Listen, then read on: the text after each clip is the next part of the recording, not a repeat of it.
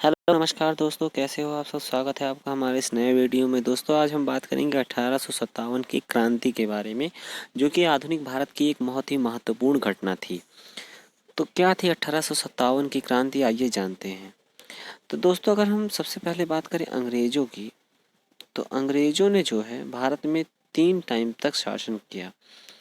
एक तो किया 1600 से 1757 तक, और दूसरा किया 1757 से 1857 तक, जिसमें जो है 1857 की क्रांति भी सम्मिलित थी। और तीसरा शासन जो उनका प्रारंभ हुआ वो 1858 से 1947 तक था, जो कि भारत की आज़ादी के समय तक चला। अब क्या थे कारण 1857 की क्रांति के, क्योंकि हुआ यह था कि 1857 की क्रांति कोई एक दिन की क्रांति तो थी नहीं। इसकी जो वजहें थी वो बहुत पहले से बनी हुई थी। साकार रूप इसने 1857 में ही लिया, और चलने को तो 100 साल पहले से ही इस क्रांति का उद्भव एक प्रकार से जो मुख्य नींव थी वह पड़ गई थी। तो उसमें हुआ था कि सर्वप्रथम जब 1798 में एक सहायक संधि हुई थी, जो कि वेलेजली ने जो है अंग्रेजी सेना के माध्यम से राजाओं से की थी, कि कहा था कि जो भी भारतीय शासक हैं, जो राजा थे उस समय, उनके दरबार में अंग्रेजी सेना रहेगी। अंग्रेजी सेना थी वह उनके दरबार में रहेगी, और भारतीय राजाओं को सैनिक सत्ता मुहैया करवाएगी, और उनका जो संपूर्ण खर्च होगा वह भारतीय राजस्व से ही होगा, और भारतीय राजा रजवाड़े उसका संपूर्ण खर्च उठाएंगे। तो इस जो यह जो संधि थी, इसे सबसे पहले जो उस समय जो हैदराबाद के निजाम थे, हैदराबाद के जो निजाम थे, उन्होंने सर्वप्रथम इस संधि को स्वीकार किया। तो दोस्तों यहाँ से यह हुआ कि अब भारतीय जो राजा थे, महाराजा थे, उन पर अंग्रेजों ने नियंत्रण स्थापित करना शुरू कर दिया था।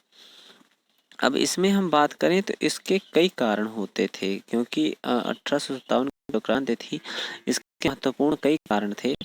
तो आइए हम बात करते हैं कौन कौन से कारण जो उस समय इस यहाँ पर महत्वपूर्ण थे।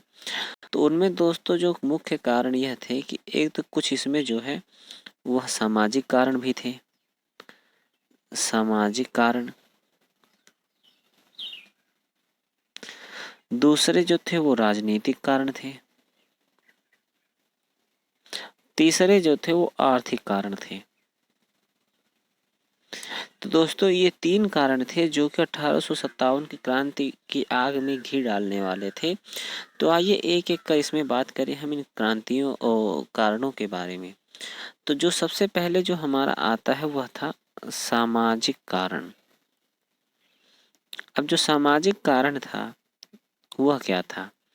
तो सामाजिक कारण की हम बात करें तो सामाजिक कारण में मुख्य रूप से एक बात यह थी कि 1829 में सती प्रथा का अंत जो है विलियम बेंटिक के द्वारा राजा राम मोहन राय की सहायता से जो है खत्म कर दिया गया।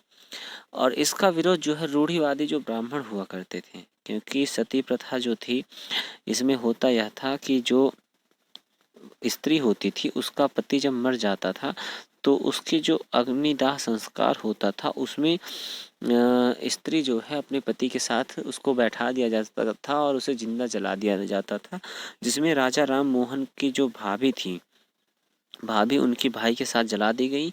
तो जिससे हुआ यह कि उन्हें बहुत ही दुख हुआ कि एक तो हमारा भाई मर गया, उसके बाद भाभी को भी जिंदा जला दिया गया।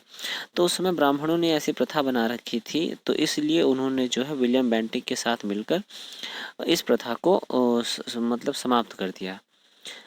अब हुआ यूं कि उसी के बाद जब 1856 आया, तो 1856 में विधवा पुनर्विवाह अधिनियम लाया गया, जिसे ये 1856 में जब विधवा पुनर्विवाह कानून लाया गया, जिसमें लॉर्ड कैनिंग, उस समय वहाँ के जो वायसराय थे, लॉर्ड कैनिंग, तो इनकी सहायता से लाया गया था। और इस समय इस कानून को लाने वाले जो थे, जो इस कानून को लेके आए थे, वो थे ईश्वर चंद्र, आपने नाम सुना होगा, विद्यासागर, यह इस कानून को लाने वाले थे। अब इस कानून से यह हुआ का था कि यहाँ पर भी अभी जो ब्राह्मण और जो बड़े लोग थे, जो गरीबों को अपने अधीन मानते थे, उनको एक धक्का लगने लगा। अब क्योंकि यहाँ पर नई नई नीतियाँ लागू होनी शुरू हो गई थी, नए परिवर्तन होने शुरू हो गए थे। उसके बाद जो उसके अगली नीति थी वह यह थी कि एक आई थी लैप्स की नीति। लैप्स की नीति, लैप्स की नीति से मतलब यह था कि जो लैप्स की नीति थी वह डलहौजी के समय लाई गई थी। उस समय जो है डलहौजी जो थे, डलहौजी के समय लैप्स की नीति लाई गई थी।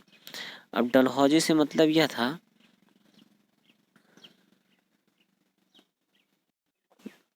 कि उसने एक फरमान जारी कर दिया और जिसमें कहा कि कोई भी जो भारतीय राजा था, जो भारतीय राजा था जिसके संतान नहीं होती थी, तो वह किसी को भी किसी अन्य बच्चे को गोद नहीं ले सकता था और उसका जो पूरा राज्य होता था वह अंग्रेजों के अधीन हो जाता था, मतलब अंग्रेजों के अधीन कर लिया जाता था। और यदि राजा किसी तरह से अपना राज्य जो है देना नहीं चाहता था, तो उसमें ये लोग करते क्या थे कि उसके ऊपर कुशासन का आरोप लगाकर उसे जो है अधिकार कर लेते थे। कुशासन का जब अधिकार कर लेते थे तो उससे जिसमें सबसे पहले सतारा, झांसी और अवध को मिलाया गया था। अब इन्होंने सबसे पहले जो है सतारा, अवध और झांसी, क्योंकि झांसी में जो दामोदर राव यानी लक्ष्मीबाई के जो दत्तक पुत्र थे, उन्हें गोद लिया हुआ माना गया और उसको बस बहुत छोटी उम्र में ही उसको मार दिया गया। तो उसके बाद यहाँ पर यह लैप्स की नीति थी। अब उसके कुछ और कारण थे, जैसे कि बात करें तो हम सैन्य कारण। अब सैन्य कारण क्या होते थे?